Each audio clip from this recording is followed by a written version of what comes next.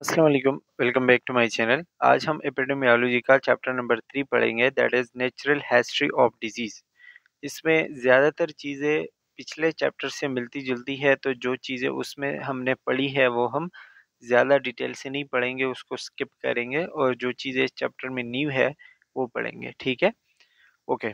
सो objectives आपको बताए गए हैं, ये आप देख सकते हैं। सबसे पहले जो हमने इस चैप्टर में समझना है वो है आइसबर्ग थ्योरी ऑफ डिजीज़।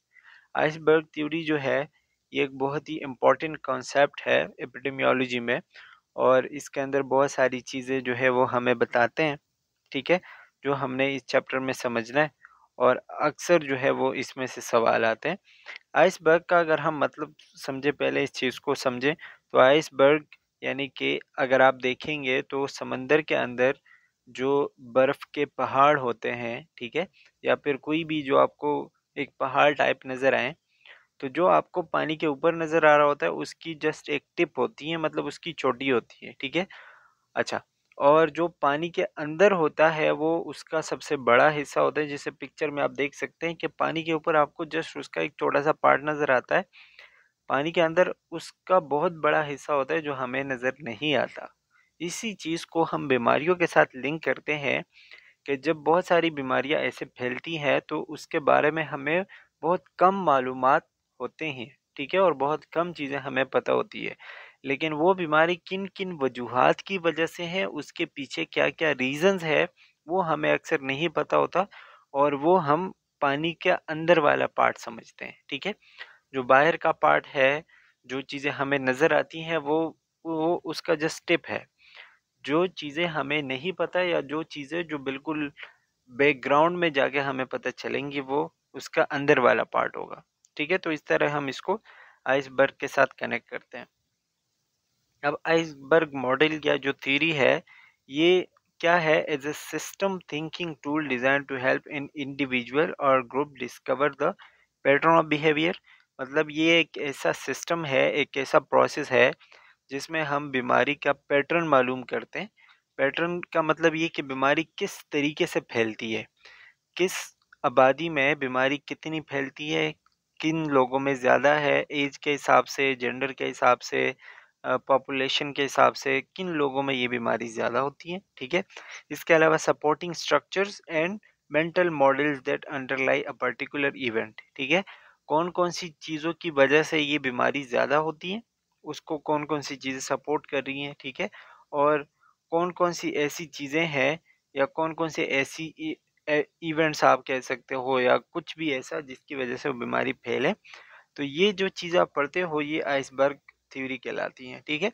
अब इसमें आप जो है, आपको यहाँ पे बताया गया है कि इसमें आप जो उसका टिप है या जो उसका ऊपर वाला हिस्सा जो हमें नज़र आता है, वो हिस्सा है जो हमें दिखता है, ठीक है।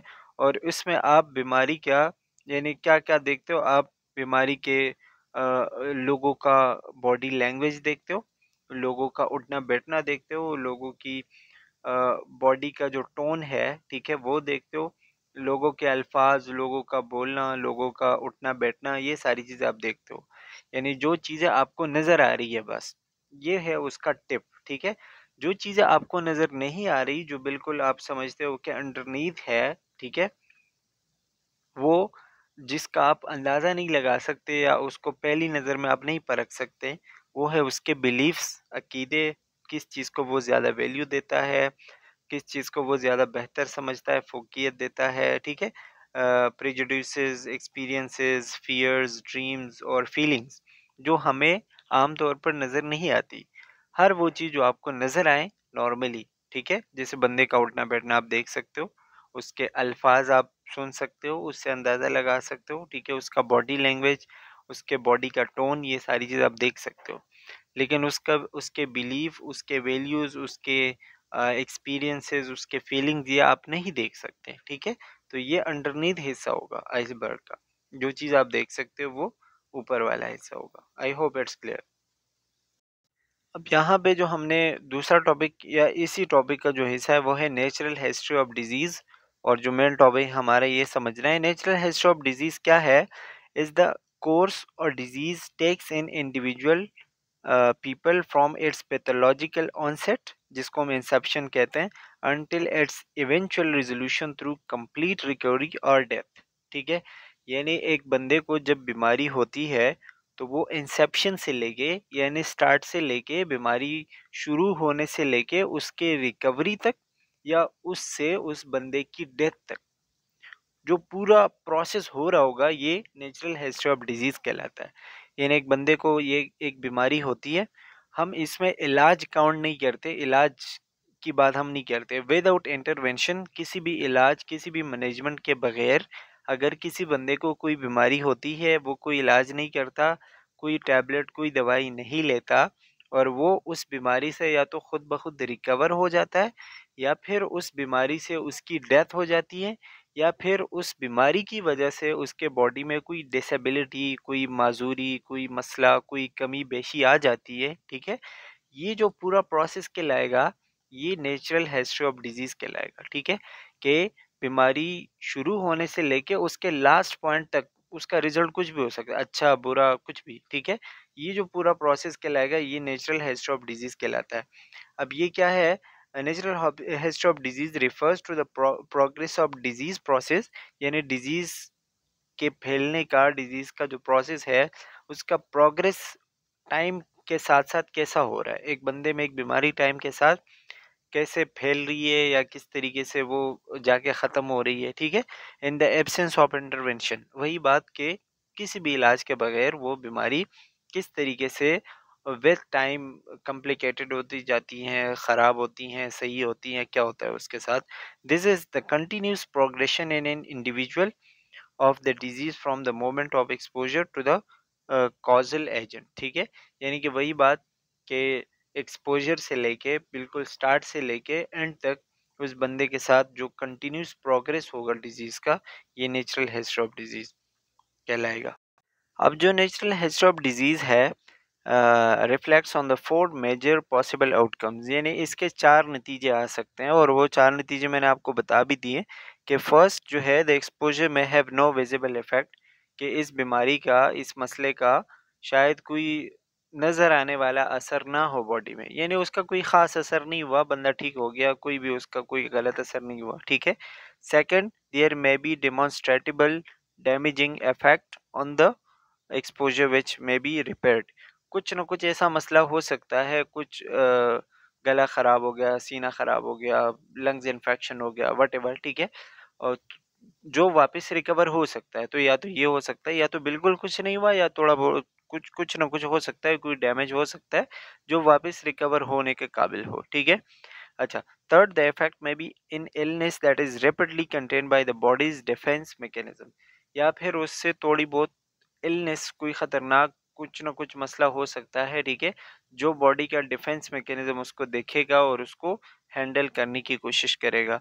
Finally the illness may be progress until it leads to a continuing long effect. ठीक है, या फिर ये भी हो सकता है कि ये जो इलनेस है, बीमारी है, वो इतनी तेज़ी से फैले, इतना तेज़ी से वो प्रोग्रेस करे कि वो बॉडी को बहुत टाइम तक झेलना पड़े। फॉर एग्जांपल डायबिटीज़ मेलाइटिस या एड्स या फिर इसी तरह टीबी या इसी तरह के कई मसले होते हैं जो बहुत टाइम तक बॉडी में रहते हैं, तो कुछ ना कुछ इफ़ेक्ट उसका लॉन्ग टर्म हो सकता है। ठीक है, अब ये अब दोबारा से वही आपको बताया गया है कि ये जो प्रोसेस है ये एक्सपोजर से, एक्सपोजर मतलब कोई भी माइक्रोब, कोई भी मसला, कोई भी एंटीजन आपके बॉडी के साथ इंटरेक्शन में आ जाता है, उससे आपको बीमारी हो जाती है, ये एक्सपोजर है।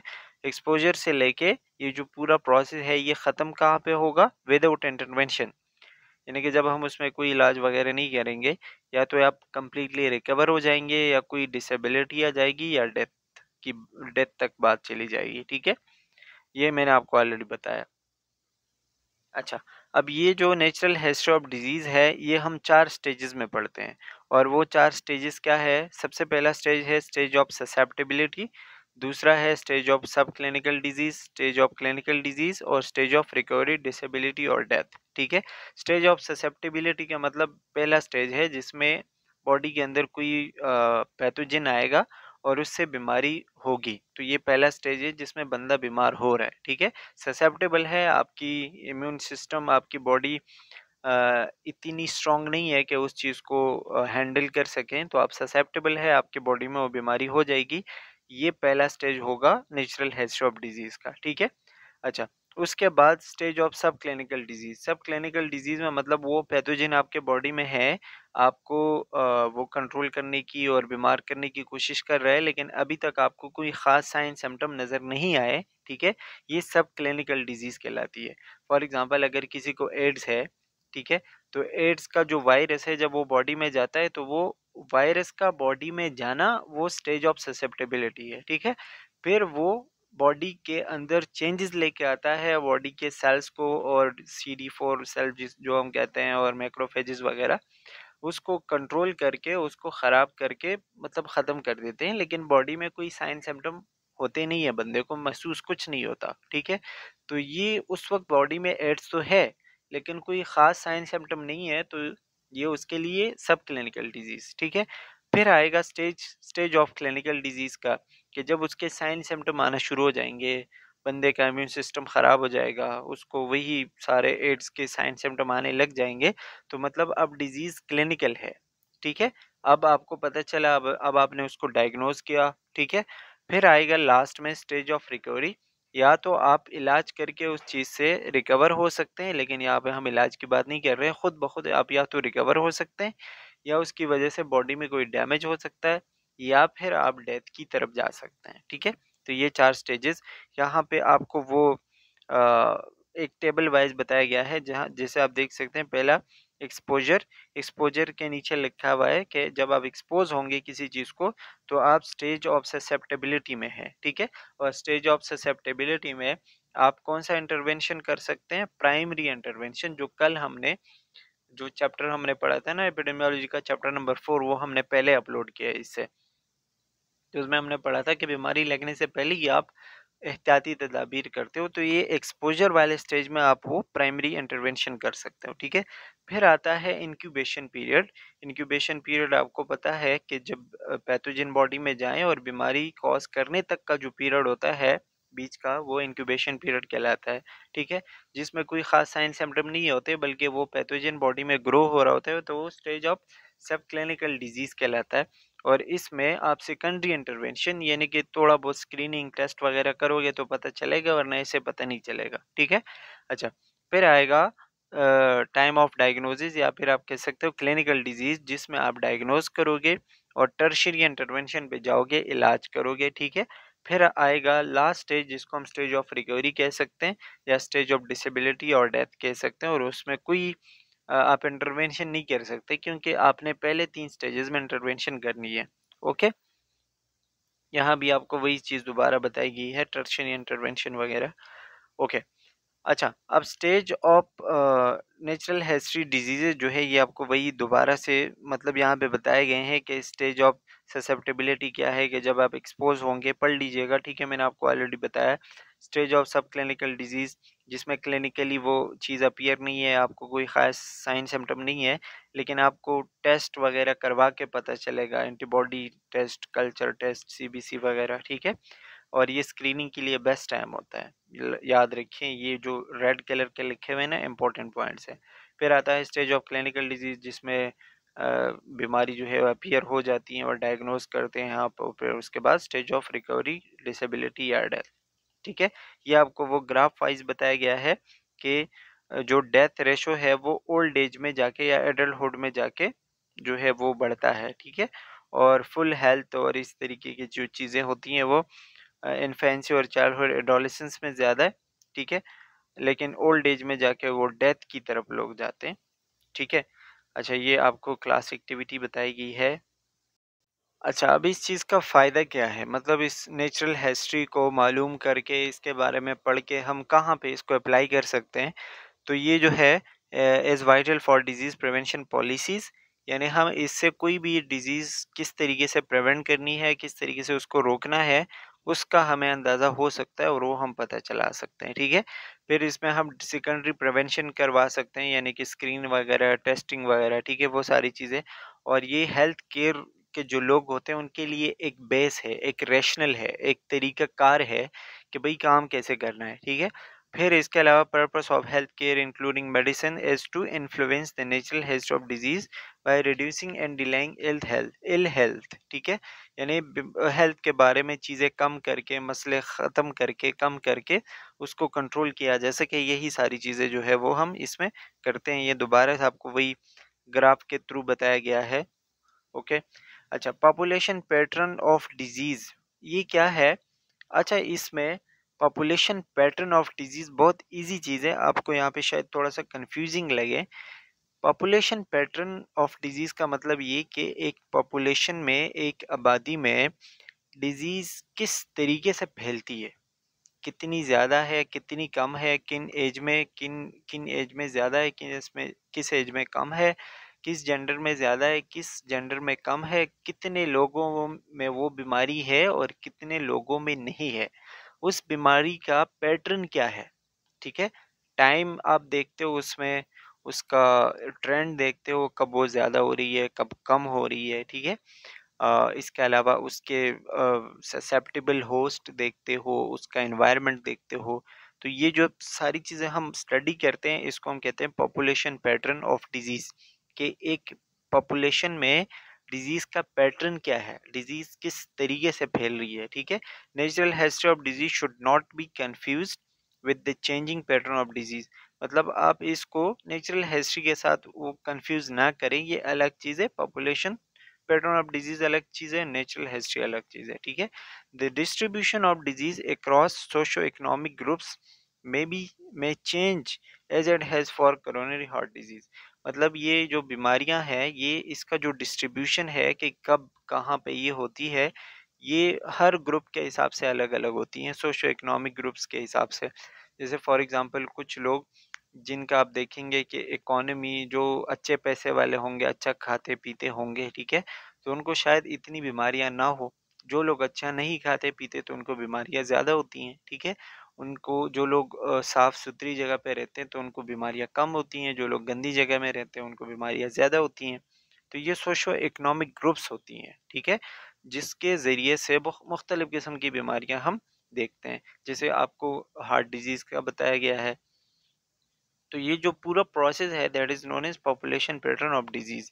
Main measure of population pattern of disease और the diseases incidence and prevalence, ठीक है, कि डिजीज कितनी है, इंसिडेंस और प्रेवलेंस उसमें हम देखते हैं कितनी है, कितनी जो है वो नए केसेस आ रहे हैं, क्या क्या हो रहा है, ठीक है। ये हमें पॉपुलेशन पैटर्न से पता चलता है। अब डिजीज़ प्रोसेस का अगर हम देखें तो डिजीज़ प्रोसेस यानी बीमारी फैलने का जो प्रोसेस है, उसमें क्या-क्या चीज़ें आती हैं, उसमें आप किन-किन चीज़ों को देखोगे, ईटियोलॉजी देखोगे, उसके कॉजेज़ वगैरह, उसके पैथोजेनेसिस, बीमारी कितनी खतरनाक है, किस वजह से होती है, मॉर्फोलॉजिकल चेंजेस, उसमें जब बीमारी होती है तो बंदे के बॉडी में क्या-क्या चेंजेस आती हैं, क्लिनिकल मैनिफेस्टेशंस यानी कि साइन सिम्टम क्या है, डायग्नोसिस किस तरीके से करोगे, और उसका जो है कोर्स, इलाज, इंटरवेंशन क्या होगा, ठीक है। ये पूरा आपके डिजीज का प्रोसेस होगा बिल्कुल स्टार्ट टू एंड। अच्छा, फिर आपको वेव ऑफ कॉजेशन बताया गया है, ये हम चैप्टर नंबर 2 में आई थिंक पढ़ चुके थे, वेव ऑफ कॉजेशन। यहाँ पे हम इस पे ज़्यादा टाइम नहीं ले रहे, आप वो वाली वीडियो देख लीजिएगा। इस पे यहाँ पे आपको जस्ट ये बताया जा रहा है कि जो बीमारी होती है उसमें आप क्या करते हो कि इसमें बीमारी, मेन जो बीमारी है उसको हम बीच में लिखते हैं और उसके इर्द गिर्द हम एक उसके कॉजेज लिखते हैं, ठीक है। फॉर एग्जांपल अगर आप यहाँ पे देखें तो बीच में डिजीज लिखी हुई है और एक जाल टाइप हम बनाते हैं लाइक ए वेब, ठीक है। तो उसमें हम उसके मुख्तलिफ किस्म के कॉजेज लिखते हैं और इसको हम कहते हैं वेव ऑफ कॉजेशन, ठीक है, जिससे हमें पढ़ने में आसानी होती है। और इसी तरीके से हम वेव ऑफ कॉजेशन के बारे में, अच्छा इस ये हम पहले पढ़ चुके हैं तो वो वाली वीडियो आप देख लीजिएगा। यहाँ पे आपको जस्ट कोई पिक्चर्स वगैरह दिखाए गए हैं, जैसे मायोकार्डियल इन्फेक्शन का आपको बताया गया है। मायोकार्डियल इन्फेक्शन जो है हार्ट अटैक को जिसको हम कहते हैं, तो ये ओबेसिटी की वजह से, डाइट की वजह से, स्ट्रेस की वजह से, हार्मोन्स की वजह से, स्मोकिंग की वजह से, सारे के सारे उसके कॉजेज बताए हुए हैं। और उसका जो है वो एक मेन एक जाल टाइप बनाया गया है, that is wave of causation, ठीक है। अच्छा, इसके अलावा एपिडेमियोलॉजिकल ट्राइंगल जो कि हम पहले बहुत डिटेल से पढ़ चुके हैं, आई होप कि आपने वो वीडियो देखी होगी। अगर नहीं देखी तो देख ले, कंसेप्ट ऑफ डिजीज वाली वीडियो, वो भी सेम उसी में है, ठीक है। एपिडेमियोलॉजिकल ट्रायंगल में हम क्या करते हैं, 3 चीज़ों के बारे में पढ़ते हैं जिसकी वजह से बीमारी जो है वो फैलती है, या बीमारी कॉज करवाने के लिए वो चीज़ें रिस्पॉन्सिबल होती हैं, उसको कहते हैं एपिडेमियोलॉजिकल ट्राइड। और इसमें 3 चीज़ें आती हैं, एक एजेंट, एक होस्ट, एक एनवायरनमेंट, ठीक है। एजेंट जो है हर वो चीज़ जो बीमारी पैदा करवाता है, बैक्टीरिया, वायरस, पैथोजन, व्हाटएवर, ठीक है, वो एजेंट कहलाएगा, ठीक है। फिर वो जिस बॉडी में एंटर होगा, जैसे इंसान की बॉडी में एंटर हो रहा है तो इंसान की बॉडी उसके लिए होस्ट है, और इन्वायरमेंट जो इंसान की बॉडी में उसको मिल रहा है, जिसमें वो ग्रो कर रहा है, ठीक है, और उसकी वजह से वो फैलेगा बॉडी में, तो वो इन्वायरमेंट, ठीक है। और इन तीनों को चाहिए टाइम, जो कि एक फोर्थ चीज़ है, ठीक है।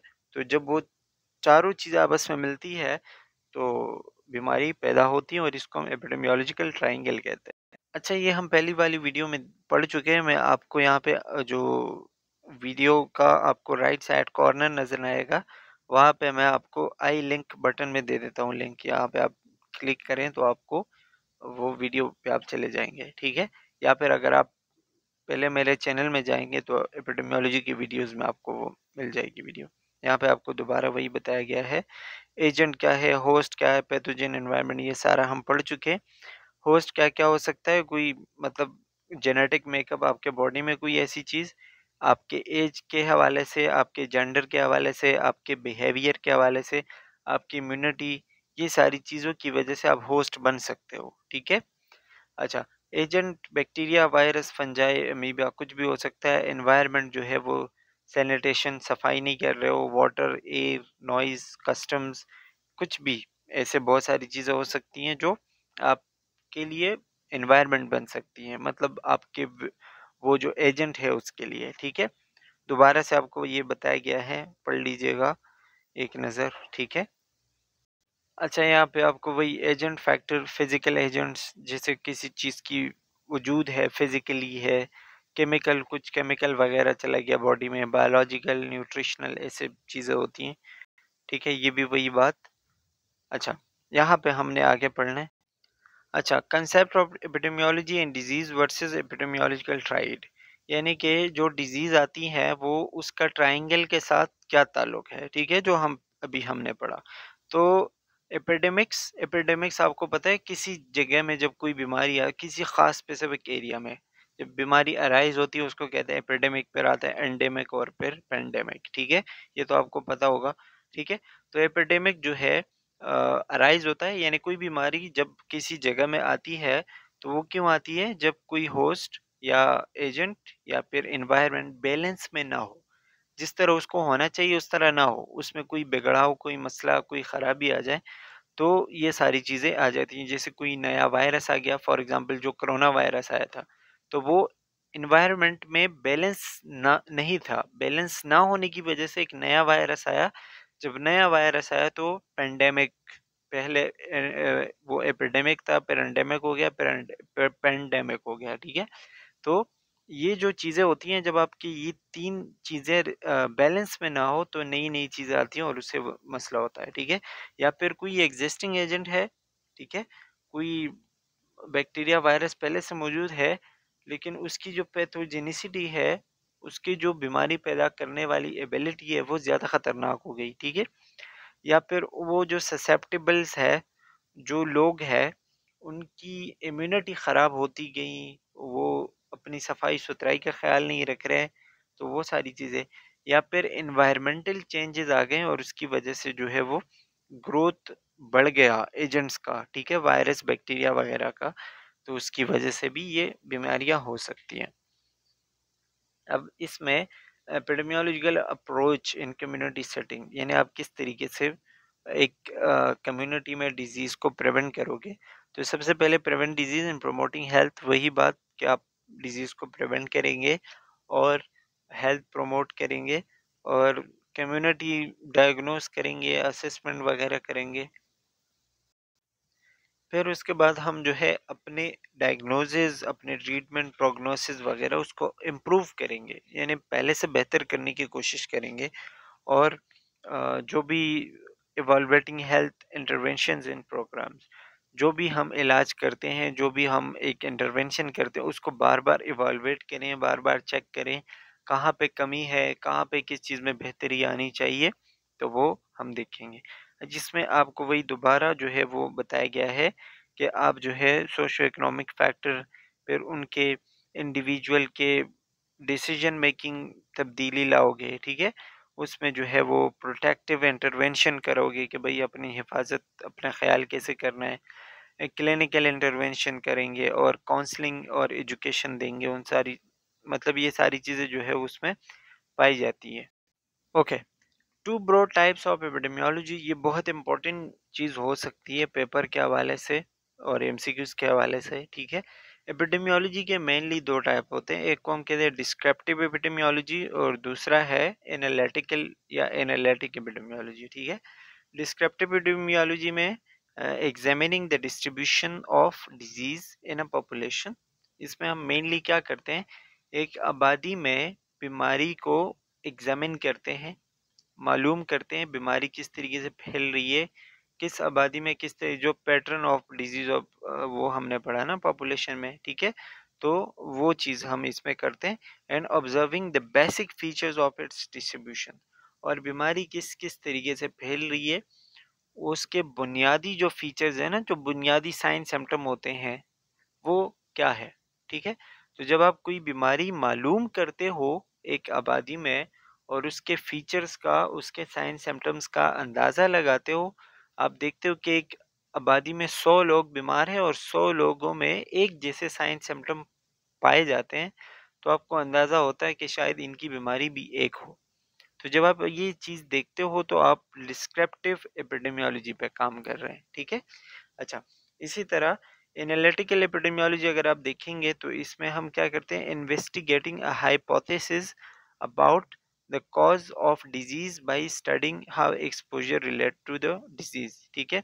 यानी कि आप इसमें हाइपोथेसिस, जब आप एक बीमारी डिस्क्रिप्टिव एपिडेमियोलॉजी में आपने कर ली, मतलब आपने वो चीज़ के बारे में पढ़ा, फिर आप क्या करते हो, एक हाइपोथेसिस देते हो, एक अंदाज़ा लगाते हो, एक गेस देते हो कि भई ये शायद ये बीमारी इस वजह से है, ठीक है? तो उसमें आप स्टडीज़ लाते हो, आप एक्सपोज़र जो भी पैथोजन वगैरह होंगे, ठीक है? उनकी आप स्टडी करते हो और अपना एक अंदाज़ा, एक हाइपोथेसिस देते हो कि शायद ये बीमारी इस वजह से है। तो जब आप रिसर्च टाइप चीज़ों में जाते हो, तो वो फिर आपकी एनालिटिकल एपिडेमियोलॉजी है, ठीक है? जिसमें आप हाइपोथेसिस और रिसर्च और एक्सपेरिमेंट्स वगैरह करते हो, तो ये वही सारी चीज़ें होती हैं। अब डिस्क्रिप्टिव एपिडेमियोलॉजी के 3 मेन कैरेक्टरिस्टिक्स होते हैं, जिसमें हम पर्सन, टाइम और प्लेस पढ़ते हैं, ठीक है? इसमें हम वही पॉपुलेशन के बारे में, डिजीज़ेज़ के बारे में, ठीक है? और डिजीज़ को डिस्क्राइब करते हैं और उसको डिजीज़ को मतलब किस तरीके से रोका जा सकता है, क्या-क्या, ये सारी चीज़ें आपके डिस्क्रिप्टिव एपिडेमियोलॉजी में आती हैं। इसमें मेनली हम 3 चीज़ें देखते हैं, क्या-क्या? पर्सन, प्लेस और टाइम, ठीक है?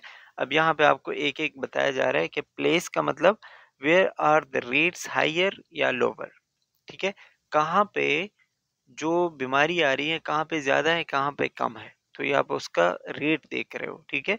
इसके अलावा ज्योग्राफिक लोकेशन ऑफ सोर्स, कहाँ पे वो बीमारी किस एरिया में ज़्यादा है। पाकिस्तान में फॉर एग्जांपल एक बीमारी आ रही है, तो पाकिस्तान के किस इलाके में है, तो ज्योग्राफिकल लोकेशन क्या है? और फिर ज्योग्राफिकल लोकेशन ऑफ रिसर्वाइवल, ठीक है? उन लोगों की आबादी कहाँ पे है, जिस जगह से वो बीमारी फैली है, तो वो जगह पहली जो है उसकी ओरिजिन क्या है, ये सारी चीज़ आप उसमें देखोगे। अच्छा, फिर आएगा टाइम, टाइम में मतलब व्हेन बीमारी जो है वो कब शुरू हो गई, कितना टाइम हो गया बीमारी को एक जगह में, ठीक है? और फिर range from hours to decades, कि एक बीमारी कुछ घंटों तक रही, कुछ दिन तक रही, कुछ हफ्तों तक या कुछ सालों तक, ठीक है? तो ये आप देखोगे कि कितने टाइम से है। और फिर ये कि type of disease dictates time element to be used, वही बात कि कुछ किस बीमारी में जो है वो आप देखोगे किस तरीके से टाइम एलिमेंट को आप यूज़ करोगे कि टाइम कितना मतलब टाइम टेकिंग है या कितना टाइम हो गया इस बीमारी को। अच्छा, फिर आएगा पर्सन, पर्सन में आप जो है वो सोशो डेमोग्राफिक डेटा के किस किन लोगों में और किन स्टेटस के लोगों में ये बीमारी ज़्यादा है, अमीरों में ज़्यादा है, गरीबों में ज़्यादा है, ठीक है, किस इलाके के रहने वाले लोगों में ज़्यादा है, ठीक है। तो पर्सन, अच्छा, फिर उनका एज क्या है, उनके जेंडर क्या है, उनकी एथनिसिटी नस्ल कौन सी है, ठीक है। सोशो इकोनॉमिक स्टेटस वही पैसे वाले लोग हैं, गरीब है, नेटिविटी उनकी जो है आप क्या कह सकते हो, कौम, ज़बान और लैंग्वेज, वो सारी चीज़ें, रिलीजन देखते हो, ठीक है। मैरिटल मैरिड लोगों में ज़्यादा है, अनमैरिड लोगों में ज़्यादा है, ऑक्यूपेशन, जॉब्स, ये सारी चीज़ें जब आप एक पर्सन के हवाले से देखते हो तो आपको बीमारी का अंदाज़ा होता है, ठीक है। अच्छा, फिर यहाँ पे आपको बताया जा रहा है कि descriptive epidemiology takes place before analytical epidemiology. जब आप एनालिटिकल एपिडेमियोलॉजी में जा रहे हो तो पहले आपने डिस्क्रिप्टिव एपिडेमियोलॉजी पढ़नी होगी। पहले आपने बीमारी को डिस्क्राइब करना होगा, पढ़ना होगा, ठीक है। उसके बाद आप उस चीज़ पे रिसर्च कर सकते हो या फिर अपना हाइपोथेसिस वगैरह में जा सकते हैं, ठीक है। Analytical epidemiology studies require information to know where to look. फिर आप एनालिटिकल में जब जाते हो तो आपको पता चल मतलब आपने बीमारी को पढ़ा होता है, डिस्क्राइब किया होता है, तो आपको पता होता है कि कहाँ पे मैंने काम करना है, कहाँ पे किस चीज़ को कंट्रोल करना है और किस तरीके से एक हाइपोथेसिस या फिर अपना एक स्टेटमेंट हमने देना होता है। अच्छा, हाइपोथेसिस आपको पता है क्या है? ये आपके ऑब्जर्वेशन और आपके जो रीजनिंग है, यानी आप एक बीमारी के बारे में पढ़ रहे हो, आपने बहुत सारी चीज़ें ऑब्जर्व की है, आपने साइन सिम्टम देखे हैं, आपने लोगों के सिचुएशंस देखे हैं, ठीक है, आपने बीमार लोगों को भी देखा, आपने सही लोगों को भी देखा, आपने बहुत सारी चीज़ें इकट्ठी करके एक ऑब्जर्वेशन जो है आपने बना ली है, आपने रीजनिंग बना ली है, ठीक है। और उसके बाद आप एक स्टेटमेंट देते हो कि मैंने ये चीज़ें देखी हैं तो शायद ये बीमारी इस वजह से है। जैसे आप लोगों ने वो बायो में पढ़ा होगा ना कि वो मलेरिया की बीमारी जब पहली दफ़ा आई थी तो एक साइंटिस्ट ने कहा था कि ये मच्छर की वजह से है और मच्छर में जो है प्लाज्मोडियम पाया जाता है, तो शायद ये बीमारी जो मलेरिया है ये प्लाज्मोडियम की वजह से हो। तो ये उसने हाइपोथेसिस पेश की थी। हाइपोथेसिस जो है वो आप एक्सपेरिमेंटली देखोगे वो गलत भी साबित हो सकता है, यानी आपकी बात गलत भी हो सकती है या सही भी हो सकती है, ठीक है, जब आप वो इन्वेस्टिगेशन में लेके जाओगे तो हाइपोथेसिस एक ऑब्जर्वेशन है, एक स्टेटमेंट है, एक गेस है, एक अंदाजा है जो एक्सपेरिमेंट के थ्रू सही गलत साबित हो सकता है, ठीक है, and that is known as hypothesis, ठीक है। So that's all about natural history of disease. I hope कि आपको आ गया होगा समझ एंड क्लियर हो चुका होगा। So that's all for today, thank you for watching, take care, bye bye.